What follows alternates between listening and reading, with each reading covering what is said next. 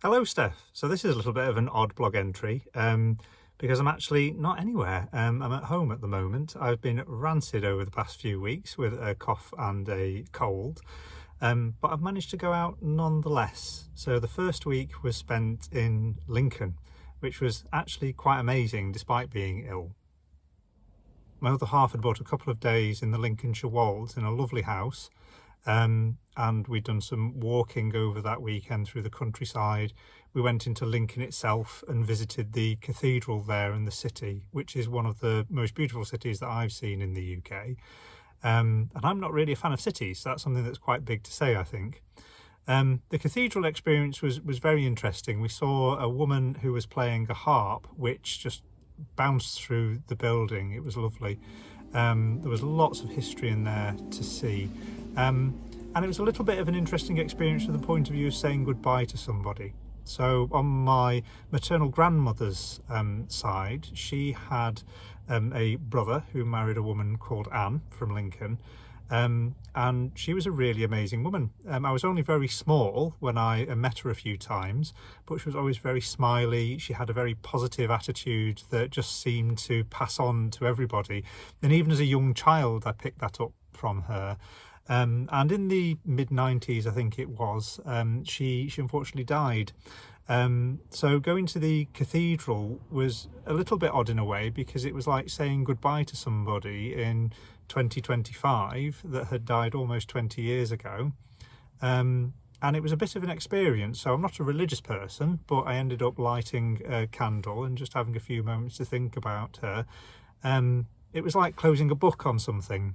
So it was a little bit emotional, but actually it felt important to do, that somebody so wonderful should be remembered and have one last footprint in the sand, at least from what I can remember anyway. And in there was a book of sort of remembrance where you kind of ask for prayers and things. Again, not a religious person, but it felt important to do something. So I wrote something in there about how nice a person that she was, and that she was remembered for her meat and potato pies, which were legendary among the family, particularly when she came over. So it was a bit of a bittersweet experience going there and seeing that. So all in all, it was a really good holiday. We went to a pub that I think was about 400, 500 years old. And the food there was delicious. The food was new. The food wasn't 500 years old, I'm quite thankful to say. And it was a lovely little community that we were in on the kind of outskirts in the countryside of Lincolnshire. Where we stayed was pretty fantastic and looked very quaint. Built into the rooms were infrared radiators, so you had to be in the direct line of sight of them to feel the heat, but they're very eco-friendly. In addition to that, we also had a log burner, which my partner was very expert at lighting and eventually managed to show me how to do it as well. And as the night progressed, it got quite the roar on and we had to turn it down a little bit, but it was lovely just to sit against, to listen to the crackling of the fire, just to close your eyes and just to clear your mind and enjoy the moment.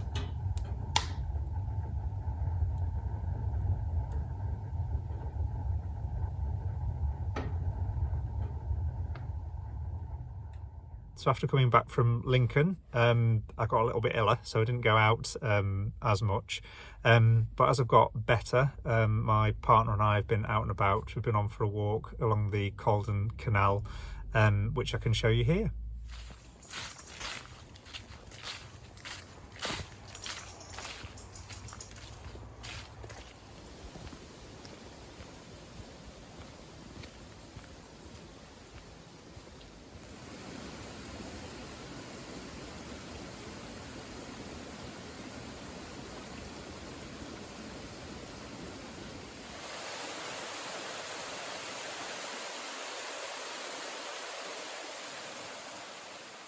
And coming back to the theme of remembering people, it's recently been Remembrance Sunday in the UK, and my partner, who conducts a brass band, played the brass band for the church service, the procession around the village that we visited for that day, and also at the cenotaph when or after rather, the names were read out. since then, one of the things that you might have noticed in the background here is that there is a bit of shielding of some description that I managed to find from Aldi, which is like a silvery bubble wrap thing, just to block out the light and to give me a little bit of privacy in the back of the car. Some of the weather I like to walk in is pretty torrential, and sometimes when I go to the beach I'll be pretty wet, as will my partner, and it's just thinking about, well, where can we get changed if either the worst happens with the weather, or if we're soaking wet from the beach, we've been swimming and we just need somewhere to get changed or something like that. So I had a look up online, and there's about 1 million different videos of people who say live in their cars or in camper vans, and what they do is use this kind of bubble wrap foily stuff, trace out the windows and fit them in. So now just around the car, if I can show you, I don't know if you can see in the dark, but in the windows there's now these panels that fit nicely into place and give me a little bit of privacy should I ever need it for any reason. And with the dark, and just to make things a little bit more comfortable as we go into winter, particularly if I want to sit out somewhere, perhaps have a look at the stars, but then come back in the car to maybe have something to eat and have a snack. One of these little lights from Aldi, which is fairly dim, but it's enough of a job to actually be able to, I don't know, read a crossword, for example, or just know what I'm eating. So if you just tap it, you've got a warm light, bit of both, a blue light which will probably keep you a little bit awake, and that just sits when I'll have my parcel shelf up there. If I'm using it for a desk, it can sit on there or just on the corner. So it's becoming ever more homely. Unfortunately, the car isn't long enough for me to sleep in, so I can't take it car camping anywhere, although I would absolutely love to do that now I've managed to work out how to block the windows out and that sort of thing. Maybe that's something to come in the future, I don't know. So all in all, it's been a pretty interesting few weeks. Perhaps I should have rested a little bit more than I did, to be honest, because this is lingering a little bit more than I would have expected. Yes, and of course, let's not forget fireworks or bonfire night, which was pretty spectacular as well. Unfortunately, perhaps not so for pets, but actually some of the fireworks which were brought together at my partner's family were pretty spectacular and quite brilliant.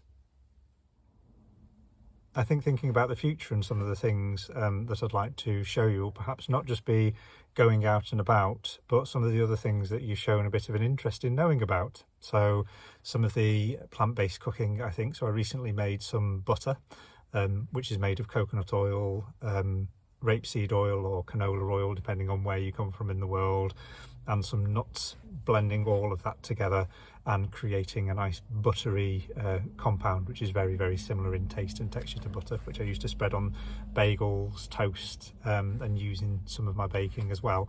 So perhaps I'll show you some of those things and some hobbies that I might do on the weekends as well. But as much as I can, I'll get out and about and try and share some of those experiences with you. So thank you very much for watching, and I hope you have a lovely week.